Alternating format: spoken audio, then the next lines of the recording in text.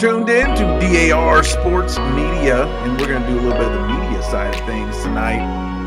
Huge loss in the music world, and so it's weird because it's like striking a balance, right? Because we're happy on the pod to return to bringing some media stuff, and we're also happy that a prodigal son of the pod is returning home to us with our man Peagle being able to join us tonight and talk about.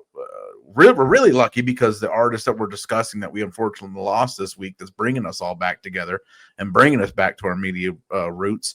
Peagle's especially qualified to speak on this because not only was D'Angelo one of the most iconic musical artists as far as his genre, he was an iconic musical artist in other genres, any genres he tried. And he was a part of one of, I'd say, the top 20, top 10. I'll leave it up to the expert when we get to that part. One of the most top 10, top 20 most iconic video game moments ever was backed by D'Angelo's music in a place where you would least expect it. We'll go around, though. This week we lost D'Angelo, unfortunately. And this is just a reminder, this is gonna be a very true heavy episode. Him being in the music industry, and I'll let True and Peagle do most of the heavy lifting on this thing. But we say this all the time on this show, and we're bringing it up again. Like, man, give people their flowers while they're around. Always keep the legends in your mind.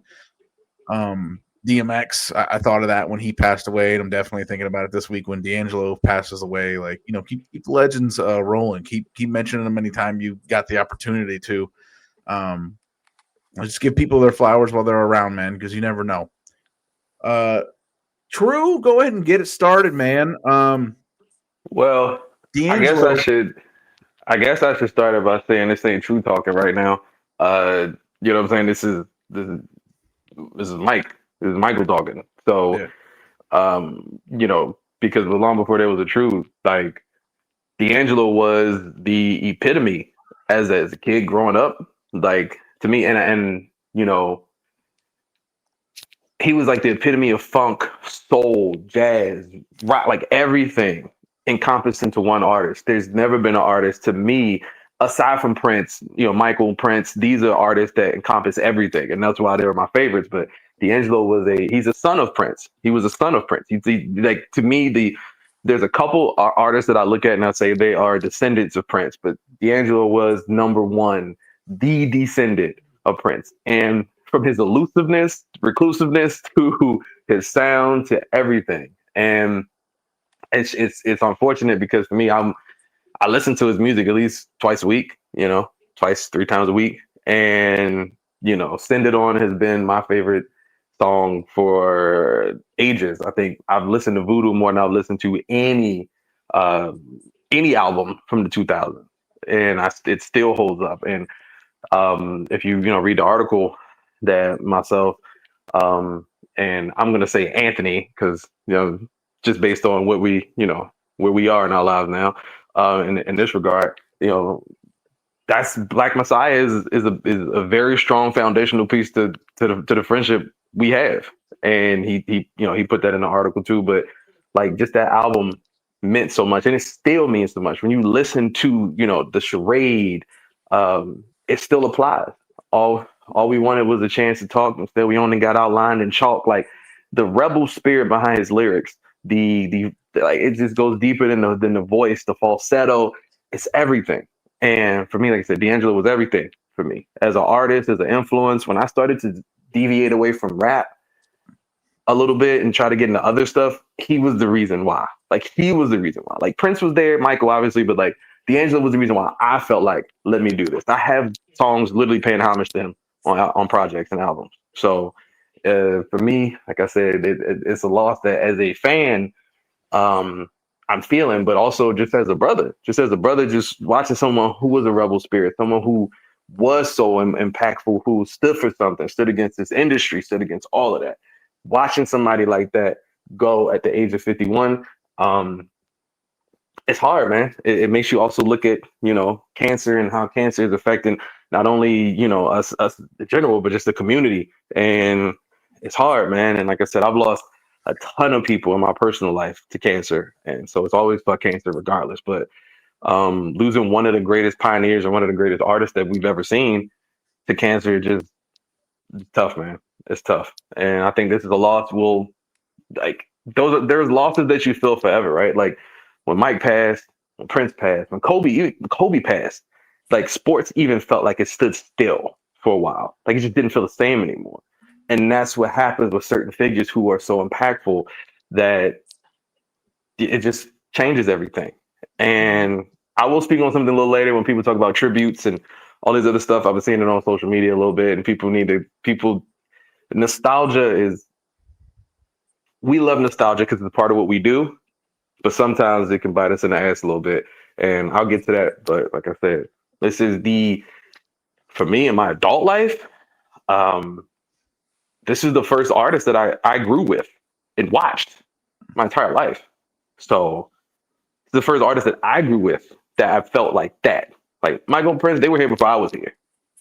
D'Angelo, he's like right there under them for me. So that is probably from a musical standpoint the biggest loss for me for sure.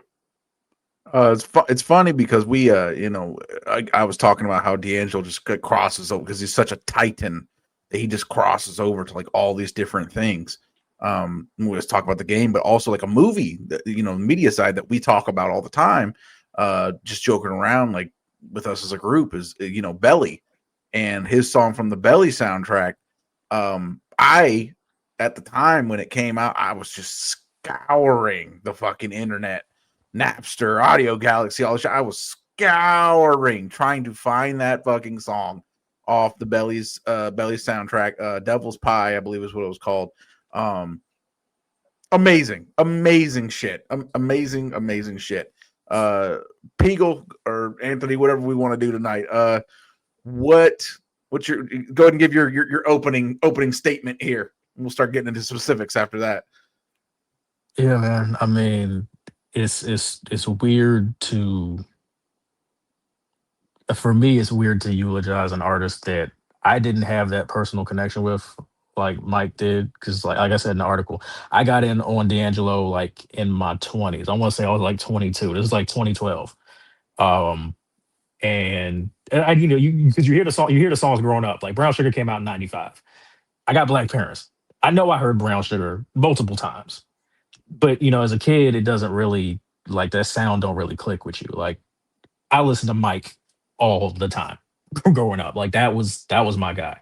Um, but yeah, as I got older and I think the first I sat down and listened to Brown Sugar in its entirety for the first time when I was like 22. And that was the one that hit for me. Like Voodoo is incredible. Everything he's dropped is a classic. Like he's got no misses. There is not a weak song in the catalog. Period. But Brown Sugar just hit for me in a completely different, totally different way because it was that moment where I was like, I understand what I heard when I was a kid, the way I'm supposed to understand it now. Um, and then you just get into like his artistry and just there's something about somebody with that type of ridiculous talent who isn't like a straight up psychotic perfectionist because everything that he did was in its place and it was supposed to be what it was, but you could tell he was cool with like just the slight imperfections in it.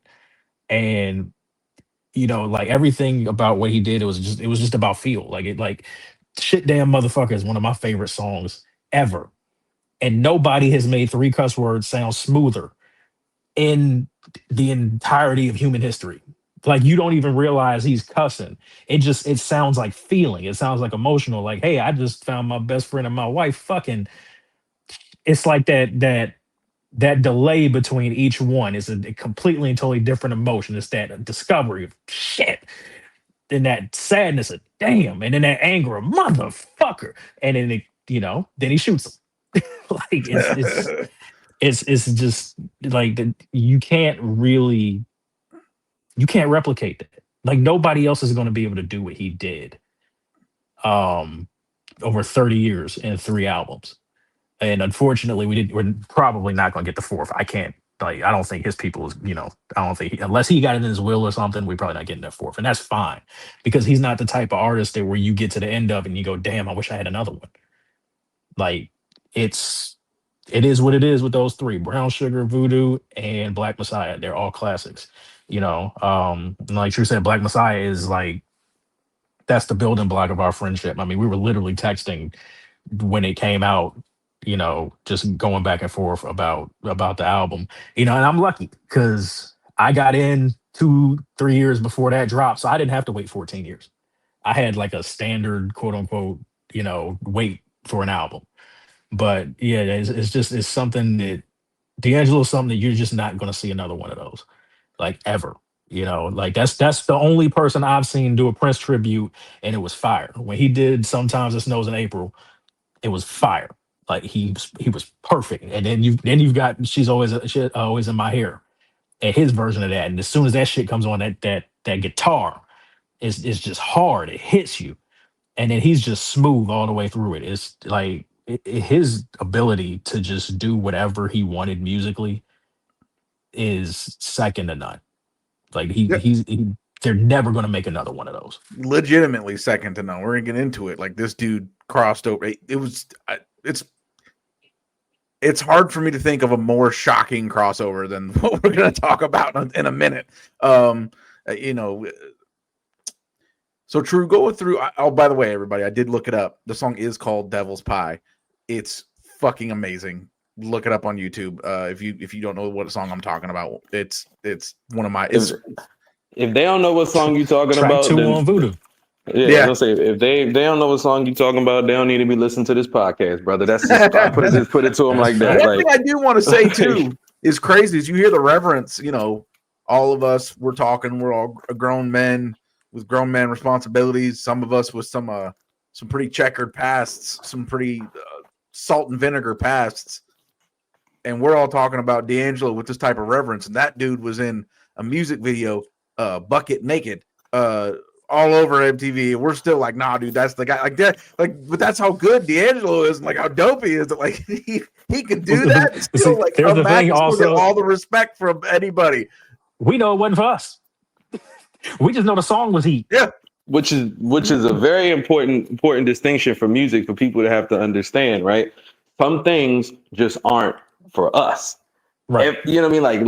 Like even though to me that song is for me because you play that song at certain times and that song has a purpose. It's for us in that. I'm talking about the video. Yeah, the video was definitely. I'm not gonna lie. The only thing that happened with the video that I thought was funny was Jamie Foxx. When Jamie Foxx that was hilarious. But I think even a song like that, I like the video was whack. The video was whack because I don't want to watch this, Nick stand there with I don't care to do that.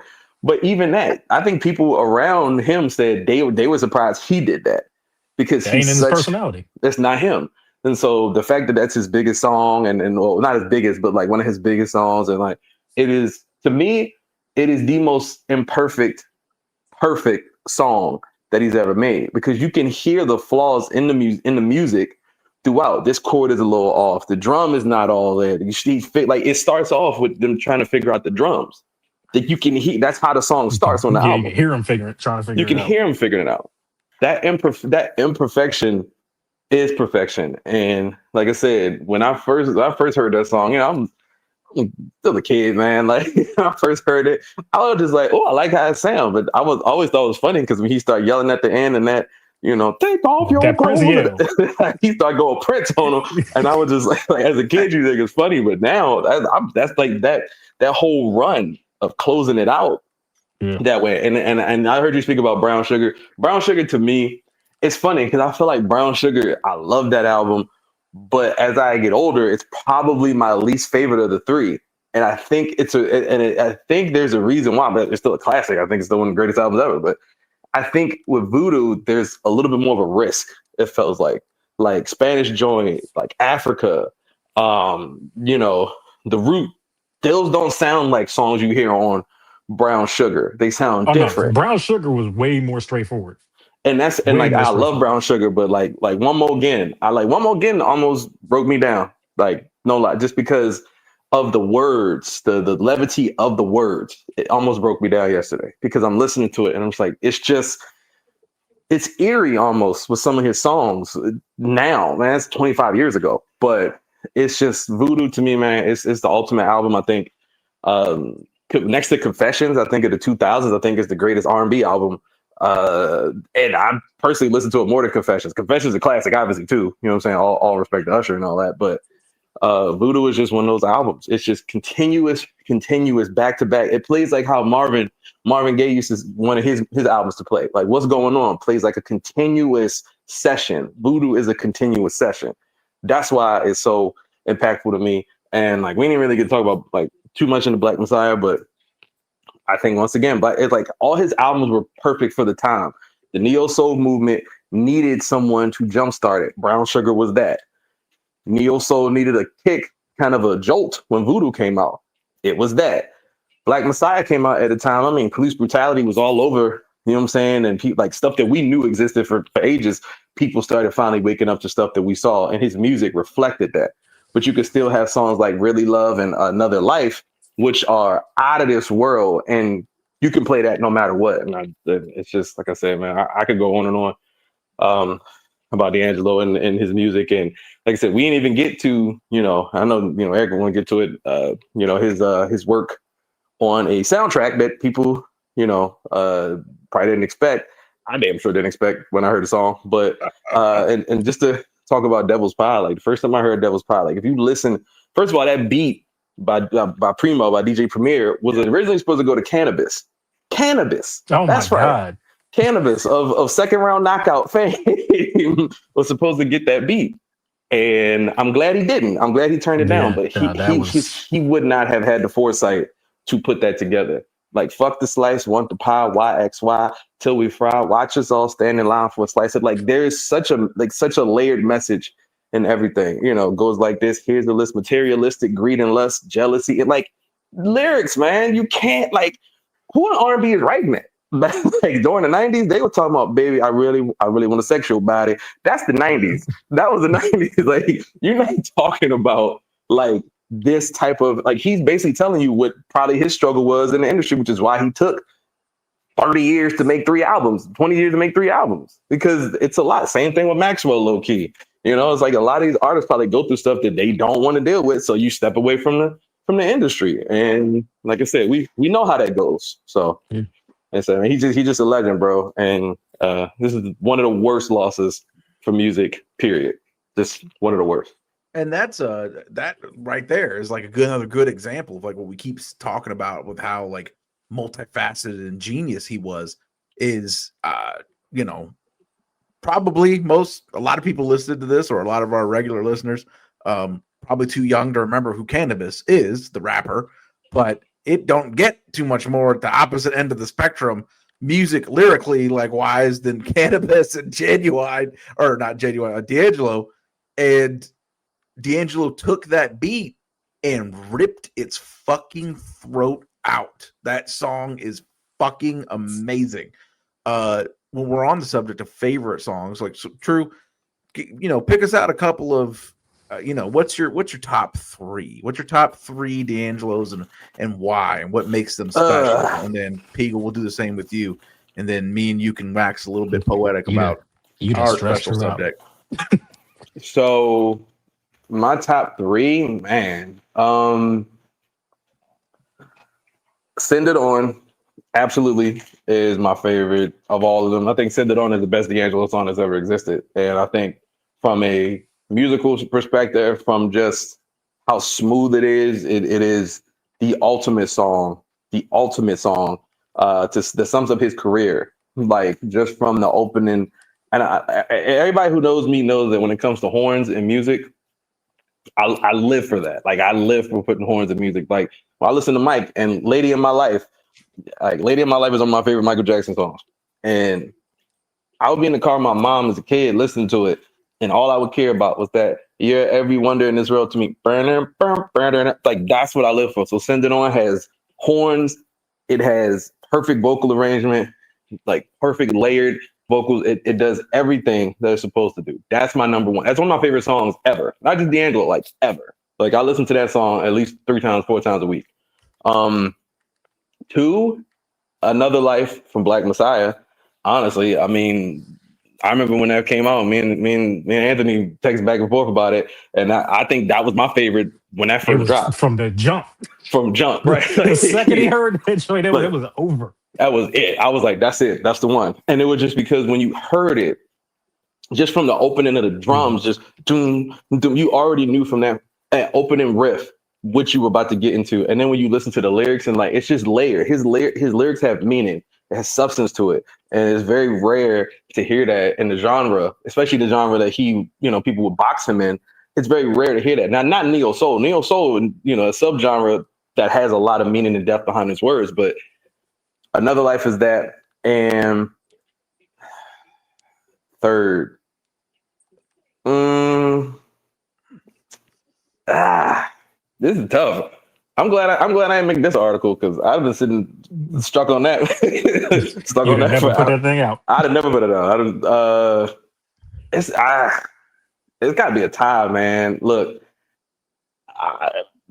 Raphael Sadiq and D'Angelo together make classics. Kobe and Shaq. How Does It Feel is great, and I love that's probably it would be my third. But Lady, you can't deny Lady. Lady is like that is the ultimate. I mean, that's a love song. Like that's a love song. So, I go Send It On, Another Life, and Lady. And I'm sure if I check my like Spotify, whatever, that's probably the most 3 listen songs that I have. But I will say, if I don't listen to this song as much, but it's been hitting me for about like a year or two. Which, if when I tell you the name of it, the title of it, you'll know why. I Found My Smile Again. That his version that hits hard. And for the last year or two, anybody who understands, I mean, y'all understand, but that hits hard. So that's not my third, but it's the one that over the last year or two that I just keep another soundtrack joint. Space Jam soundtrack. Yep. Yeah, Space Jam soundtrack. Yeah, phenomenal soundtrack. You could do more. Anything you think anybody out there who should listen to, if maybe it's an underrated track. I was just trying to get things warmed up with the top 3. You can think about it for a second. Peagle, what about you, man? Your top 3. Top 3. Shit Damn Motherfuckers number 1. I think. I mean, like I said earlier, that's all feeling. That whole song, it's not deep lyrically. It is a much more intelligent version of Trapped in the Closet. Like, just straight up, I'm walking in the house, you cheating, y'all got to go. And it's just like his vocals on it, that bass, that dun, dun, dun, that is just it just hits, it just sits on you.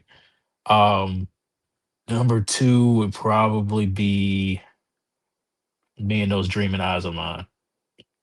Just top to bottom, smooth ass track. Just like everything he does vocally, you like it's hard. Like Brown Sugar is a little easier to listen to because you can, I guess, to oversimplify it, you can understand everything he's saying. But everything he does vocally kind of makes that not matter. But that one, he did everything again, lyrically just clear. The melody, what he does on the hook is just incredible. That's one that I think probably, if I were to look at a list, is up there.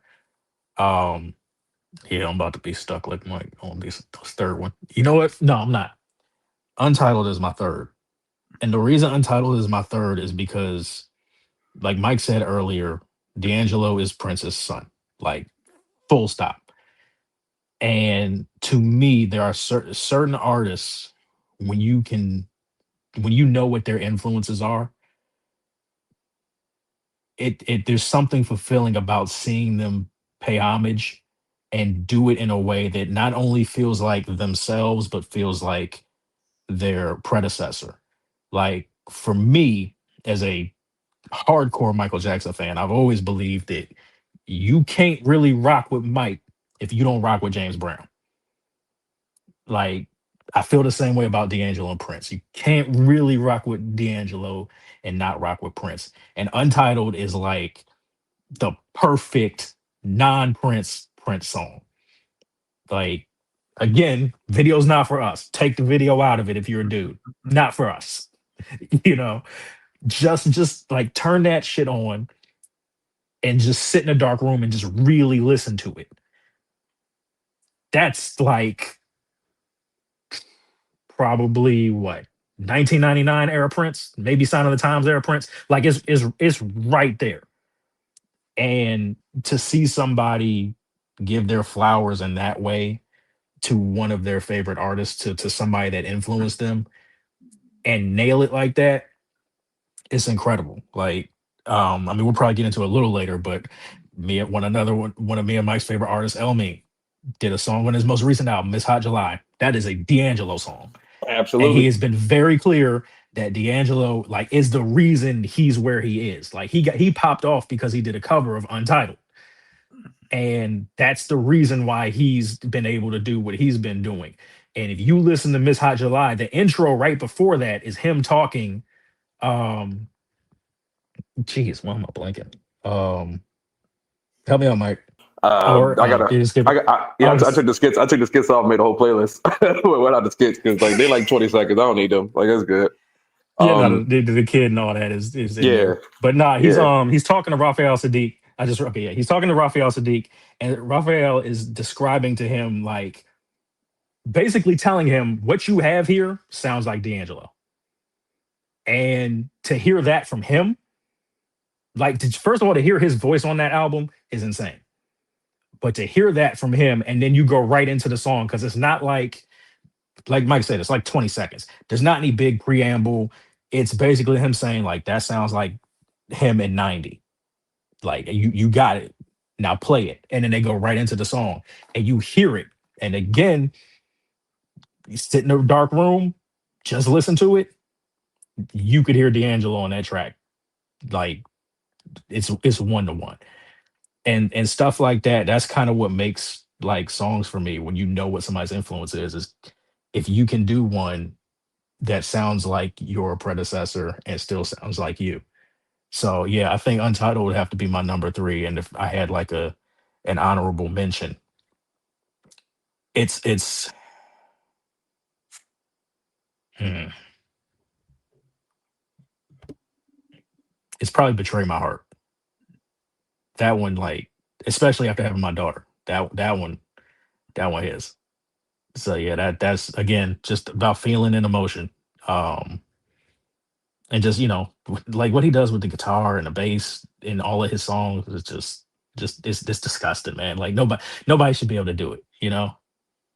We're gonna get into it in a second. True, you got any sleepers? Other songs you want to mention while we were waiting? It's funny because Betray My Heart was probably one of my sleepers. I mentioned it earlier. The charade, man. The charade is one.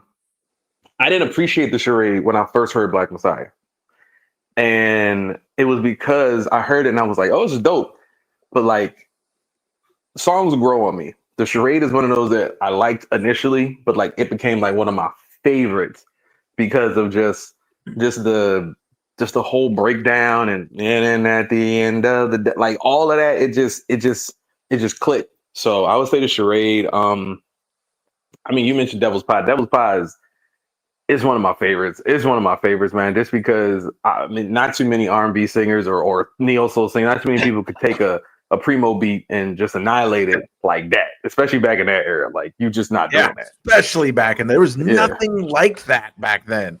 I think the closest thing that like so it's funny because D'Angelo has other sons that were in the same era as him, but not even his sons, more like brothers. Like Bilal is a brother of his, of his, and Bilal was one of my favorite neo souls, like R&B artists, whatever. Bilal, it's funny because Bilal was here like 2-3 weeks ago. I wanted to go, but circumstances, whatever. But like D'Angelo, I'm glad Anthony mentioned Untitled because the greatest Prince compliment to that song, the greatest Prince song compared to that is Adore. And he said Sign of the Times. And like to me, when I hear Adore, I hear Untitled. Like that is the inspiration. Because I've said this in articles in general. I think Prince's Adore is probably top 3 love song of all time. It is everything you want from a slow jam, from a slow song. It's just from the vocals to the lyrics. And Untitled is, it sounds like a love letter to Adore. Like when I listen to it, that's what it sounds like. And it would be on my top list, but it's just because of the video. I'd never put it in my top 3. Like, I'd never put it in my top 3.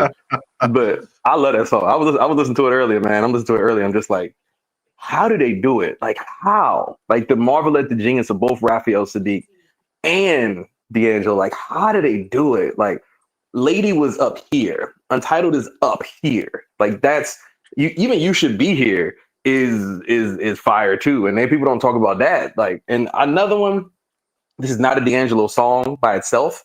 This is a song that was on Lauryn Hill's Miseducation of Lauryn Hill album. Yep. Nothing Even Matters is fire. That is, it is like, when you look up Neo Soul, that should be the song that pops up. Like that's what I really have a feature. He doesn't have a feature where it's not a fucking classic, and that's right there. Also, Jay Dilla did a joint with Common, and D'Angelo did the hook, So Far to Go, which, you know, it's one of the lesser talked about songs, but I love that. First of all, I love the Ozzy Brothers sample, Don't Say Goodnight sample, classic sample, and then D'Angelo is just, you know, on the hook, and it's a classic. And like I said, I don't think he's ever done anything that hasn't been fire. Like I've never heard something I'm like, this ain't fire. Like, and it's probably things on the cutting room floor. Like when he was supposed to come out with James River, which eventually turned to Black Messiah, there's probably things on the cutting room floor that might not be that fire, but he's such a perfectionist. We've never heard anything that's not fire. And I respect that as an artist. I respect that in like 100%. It was interesting. Both of you mentioned it, and Anthony was saying, you know, if you rock with D'Angelo, you got to rock with Prince. And I'm like, who the fuck doesn't rock with Prince? You'd be surprised. Your mouth. All right, so you would be surprised. So you know, we've been talking about the musical genius and the crossover. We've been kind of teasing it throughout. This is and it's a good place for you know, for me as somebody who is in so many genres of music and has this deep you know, knowledge and recollection of like country music that I could talk to you guys about, old school stuff, blues stuff. And then also, you know, I love me some video games, and Peagle being a video game savant, a video game writer, a video game content creator. So there's this game. It's a legend of the modern era called Red Dead Redemption 2. And you play the part of a cowboy outlaw. You're in a cowboy outlaw gang. It doesn't get any more Wild West, and I mean that in every type of way. It doesn't get any more Wild West than this game. The setting, the soundtrack is all banjos, violins. It's fucking flames. It's the best soundtrack of any game that I've ever fucking played in my life. Like, it's fucking incredible. But it is very old Wild Western, fiddles, violins, banjos, things of that nature. There comes a point in the game, it is, and you know, this is for another pod to discuss. But where would you rank, before we get to the big reveal here and how this relates to D'Angelo? Anthony, where would you rate as far as iconic video game moments? This moment where Arthur and the gang have been stranded in a desert island for a little while. They make it back to where they're posted out with the rest of their gang. Things are kind of falling apart for them. People are starting to look at each other sideways and a little bit differently. And he has a very lonely ride on his horse through the countryside back to the camp. Where would you rank this as far as like iconic video game moments? Is this top 10?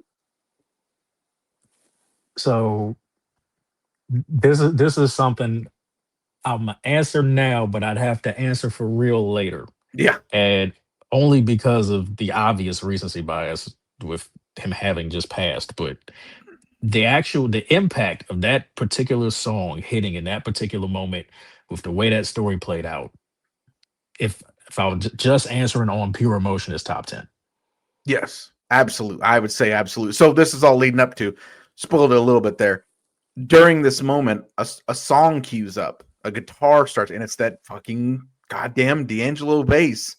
A guitar cues up, and singing begins, and a song starts while you make this long ride by yourself. And it is shocking. It is stunning, both how good it is and the fact that if you know what you're hearing, if you were like me, you were like, holy fucking shit, is that D'Angelo singing right now? Now, again, remember, you've already played through 50 hours of the Wild West, of like the countryest, most country, primarily white shit you could imagine. And then this song cues up in one of the most emotional parts of the game and of gaming history. And it's fucking D'Angelo. And it's incredible. I, don't want to start no shit because this is a memoriam podcast, but there's other artists who are a real big deal who claimed they're going to make forays into country music and then just made music that sounded like music that they would make. In this instance, D'Angelo, of all people, makes an honest to goodness country song, and it's fucking phenomenal. Stand Unshaken by D'Angelo. Look it up if you don't know what I'm talking about. I don't know if I would, if you don't want to be crying in the car, I don't know if I would look it up right now while everybody's emotions are, because it was fucking whooping my ass the other day, turning it on and listening to it. It's fucking insane. If you haven't heard it and you feel emotionally ready to do so, look it up as soon as you can. Incredible. And that's, speaking to, again, the musical genius of D'Angelo, that this guy can do all the things that we've talked about. And, perform one of the top 10, 20 country songs I've ever fucking heard in my life too. Fucking outrageous. Pico, tell us about that moment. Tell us about, the first time you heard it, the game, its involvement with, just, give us the rundown here, like I just did, as a game expert and a D'Angelo expert. So the funny thing is that when I first heard it, there was obviously like that oh shit moment of, is that D'Angelo? And I turned my TV up like to, I think I was living alone at the time, and I turned my TV up all the way up. I'm in the apartment because I'm like, that can't be. And I'm hearing it, and I'm like really soaking it in. And then I got to the end of it, and I just paused the game. Like, once I had control of Arthur again, I just paused the game and I just stopped.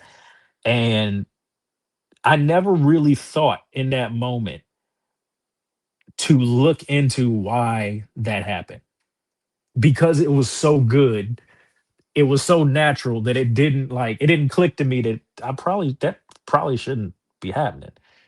So I didn't know the story until after he died, but you start looking at stuff and you start seeing stuff pop up.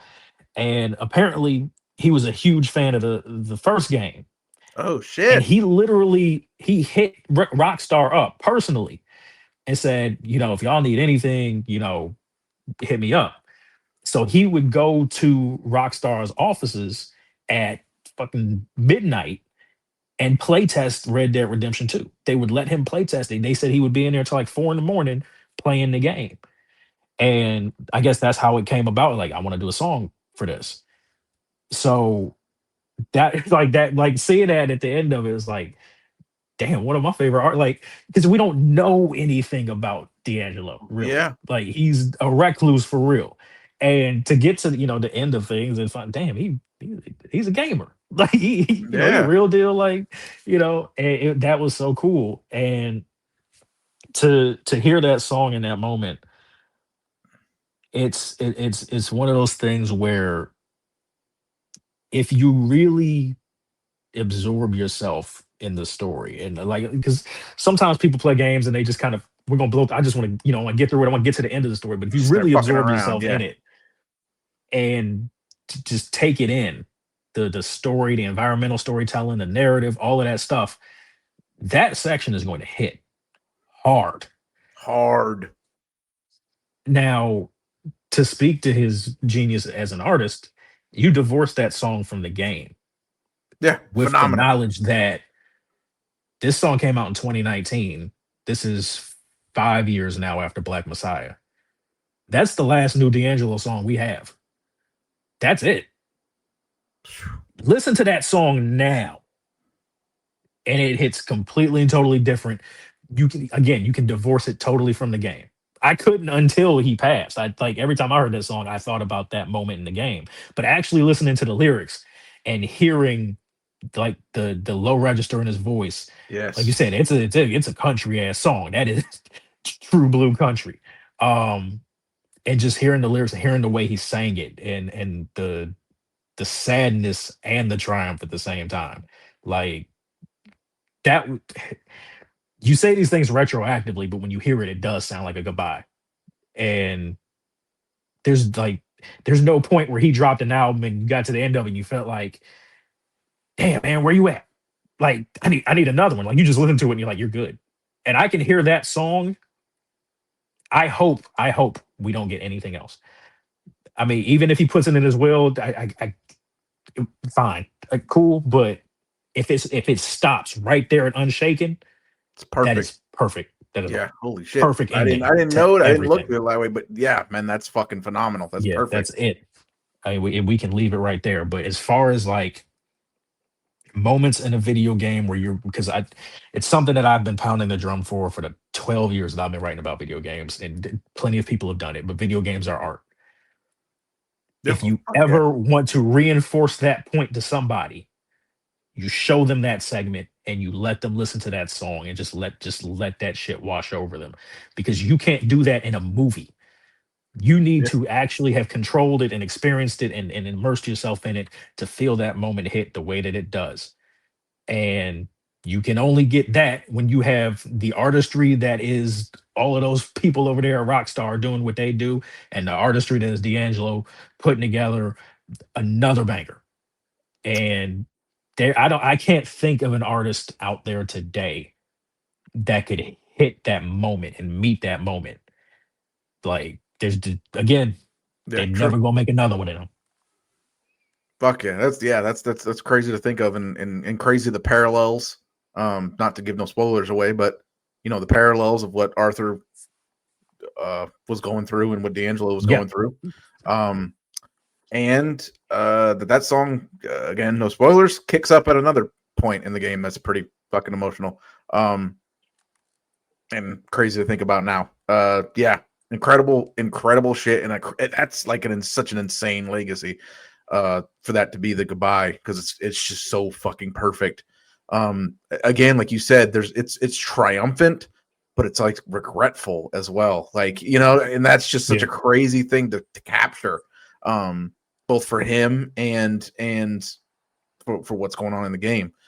True, you want to talk about some modernized, you would alluded to some tributes or something like that, some current news that's going on.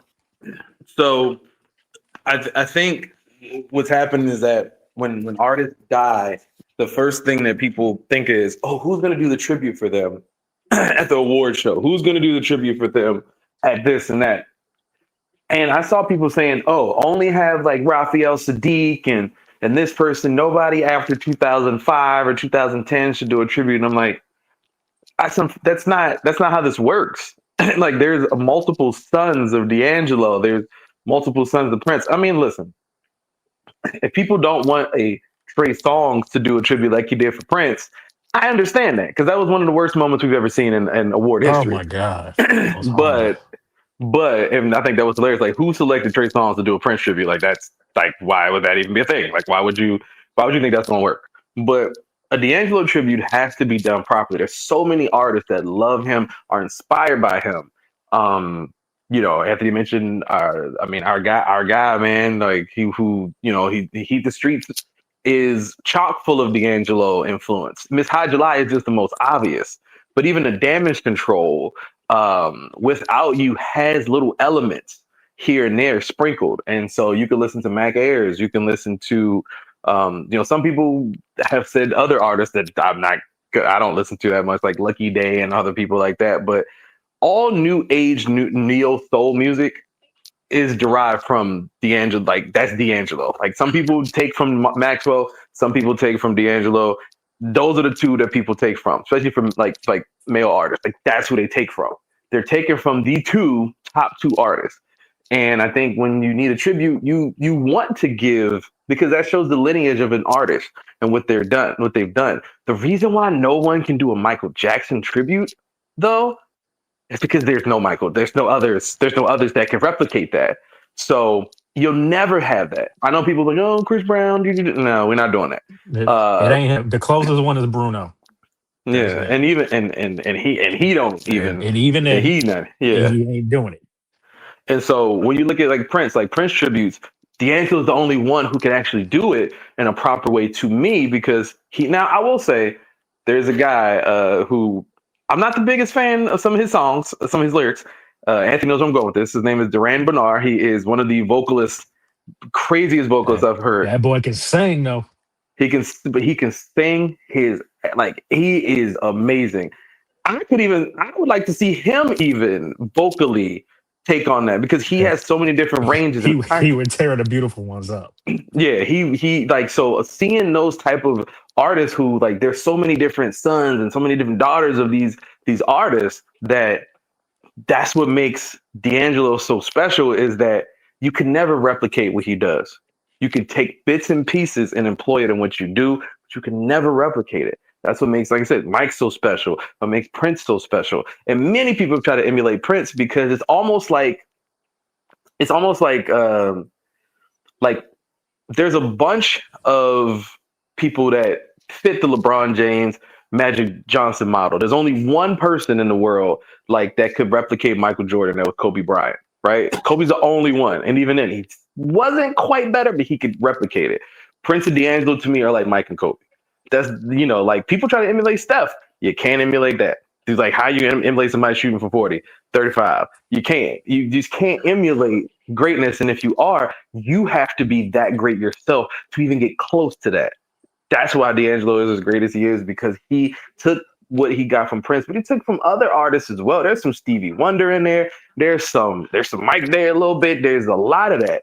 And like I think that's what makes him so special as an artist. Africa is a Stevie Wonder ass song. Absolutely. And so it's just like there's so many different pieces of legendary artists, and that's the one thing I do appreciate. I mean, that's some Sly and the Family Stone in there too, if you listen close enough. There's like when it comes to funk, George Clinton and Parliament, like there's that element there. There's some Zap. You got some Zap from that, some Roger Trout Zap in there. You just have to listen to it. Like music is so diverse in that way that you can't put D'Angelo in the box.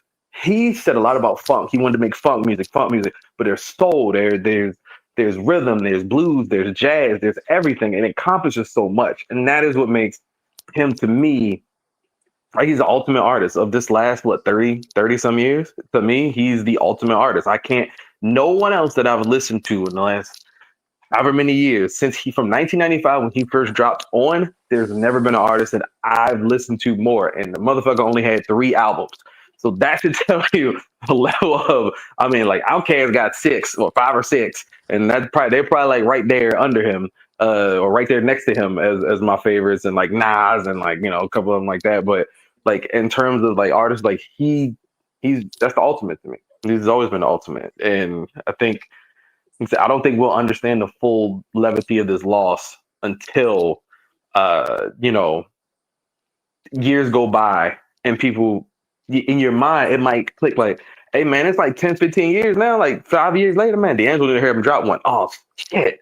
Like it's one of those things because he's such a recluse, you won't feel it in your day to day like you would for an artist you see, over and over again.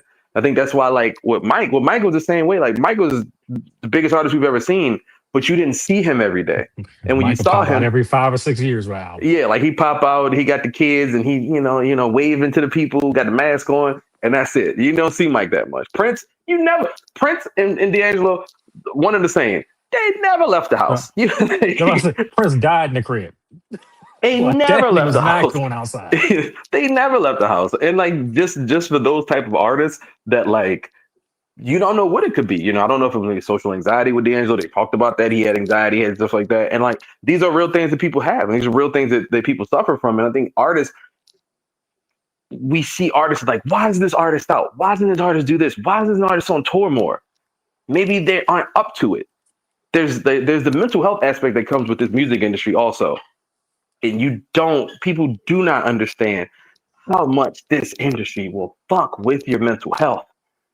And, I mean, people getting up looking for work, people going to work, mental health is problem. So imagine dealing with industries where you got 30 people breathing down your neck. You got to do this. You got to do that. They want you to do this. They want you to like. So I love that he played to the beat of his own drum. He did not do what everybody else wanted him to do. He made sure his music, like the average artist, is not getting away with a record deal where you only put out an album once every 10 years. That just doesn't happen. Like, how many artists we know that got away with that?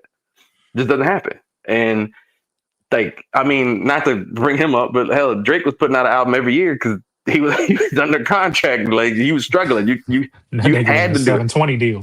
Yeah, like you either put that shit out or you ain't getting paid. Or like, that's D'Angelo was like, fuck it, I'm doing me. Like, that's it. And then he used his music to put a message through. That matters to me more than anything else. Is that he made love songs, but he also made music with a message. That's it.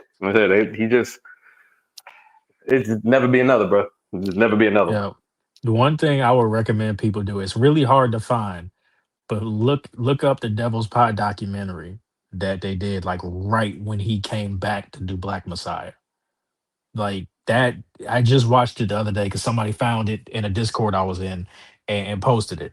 It's incredible, but it's also a really good look into what Mike was talking about as far as just like there's a part where you realize just how little he really did pop out, where he was talking about his performance. It's like, man, these people out here on social media are spoiling it. And his manager had to go, I think it was Kevin Lyles at the time. He had to go look at like, yo, no, look at what people are saying. And he's showing him the comments and reading them off. He's like, oh wait, people are actually like doing this like online, and he's just scrolling through it. But the other thing is, and this is something that he talked about struggling with, is that he was so much about the music and like the actual artistry of it that he wanted to connect with people through that. And then he would get on stage and, ladies would yell at him, take your shirt off. And that would fuck with him. Because it's like, yo, what are you actually here for? And when you have that personality type where it's like, yo, I don't even really want to be out here like that and put myself out here like that. I want to share this thing that I love with other people. And, y'all looking at me like a piece of meat. That fuck with you. That fucks with you when you're doing the thing you love, and it's like, do people love it or do they love like the actual surface shit?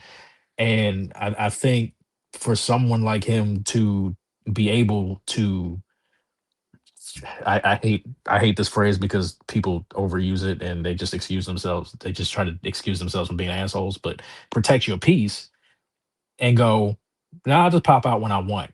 Here's an album. It's a banger. I'm gonna pop on some talk shows. I'm gonna do a performance, and I'm going back to the crib. Like y'all gonna have to be good with that. I respect the hell out of that. As an introvert, I respect the fuck out of that. I'm gonna do what the fuck I love to do. I'm gonna do it the way I love to do it, and y'all gonna deal with however I give it to you. And then I'm out. I see you in 10. That's perfect. True final thoughts. I said, man, this is one of the greatest losses we've ever experienced, and especially in our lifetime. I liken this to however people felt when they got the news that Marvin Gaye was shot by his father.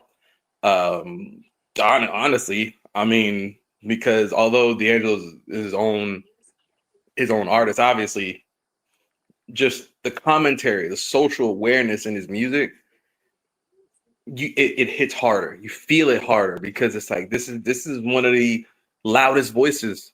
This is one of the proudest voices, not only for proponent of love for funk, the culture, but for the community, for the entire Black experience that happens. That his music encompassed it, his albums encompassed it. And like I said, I don't. There's never be another one like him. And also, not to get into too preachy about certain things, but like, man, like it is hard on a lot of people, man. A lot of men, a lot of brothers. You know, cancer and some of these ailments, man. A lot of us is going a lot way sooner than we should. 51 is really young in the grand scheme of this life. It is very young, and you know, I just wish good health on all the brothers and sisters that are out here, because it's rough out here. It's very rough out here. But you know, I think for a legend like that, and you know, it sucks too, because a lot of legends, they make their mark and then they go. We lost so many legends who don't get to see 70, don't get to see 60, don't get to see 80. They make their mark, they change things, they make such an imprint on this world, on this industry, on music, on the art form, and then they're gone. And sometimes I think, you know, you wish that this person got to see, you know, his child grow up to be even older and have, you know, have grandbabies that, you know, you wish that, but maybe that's just not what the plan was, right? You know, you just don't know. But 51 is very young, and for a legend like that to be gone at 51, man, it just, so I just wish a lot of other brothers got to, a lot of brothers and sisters got to make it to see 60, just because, you know, a lot, because I come from a place where a lot of people didn't make it to see 21 for reasons out of our control. You know what I'm saying? Like health, it's different. Natural causes, as they say, right? Pancreatic cancer, fuck cancer. So I just, you know what I'm saying? I just hope his 51 years of life were everything he needed it to be. Everything he needed it to be. So. Because he damn sure poured of his cup for all of us. So we encourage you, go check out all the songs we talked about. Go check out, you know, you can look up anything on YouTube now. Find a little excerpt from Belly where the Devil's Pie is playing, play that song. Check out, Red Dead Redemption 2 Unshaken. Even if you just look at the part of the game that we're discussing, it'll still hit hard as hell. Check that out. Rest in peace to the man himself. Hope we did a decent job here. Try to be like D'Angelo. Stand unshaken against the crash of the world.